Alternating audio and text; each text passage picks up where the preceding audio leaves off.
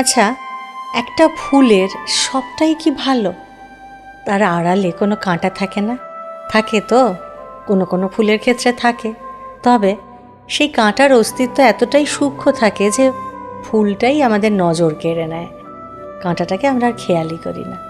তেমনি ভালোবাসার পাশেই একটা অসুখ শুয়ে থাকে।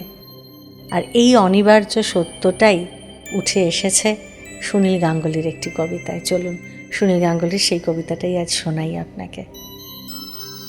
ভালোবাসার পাশেই একটা অসুখ শুয়ে আছে, ওকে আমি কেমন করে যেতে বলি? ও কি কোনো ভদ্রতা মানবে না? মাঝে মাঝেই চোখ কেড়ে নেয়, শিউরে ওঠে গা। ভালোবাসার পাশেই একটা অসুখ শুয়ে আছে।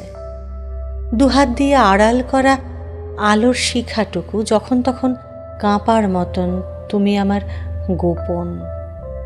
তার ভেতরেও ঈর্ষা আছে, রেফের মতন তীক্ষ্ণ ফলা। ছেলেবেলার মতন জেদি, এদিক ওদিক তাকায়, তবু মন তো মানে না। ভালোবাসার পাশেই একটা অসুখ শুয়ে আছে। তোমায় আমি আদর করি, পায়ের কাছে লুটোই, সিংহাসনে বসিয়ে দিয়ে আগুন নিয়ে খেলি, তবু নিজের বুক পুড়ে যায়, বুক পুড়ে যায়, বুক পুড়ে যায়। কেউ তা বোঝে না। ভালোবাসার পাশেই একটা অসুখ শুয়ে আছে।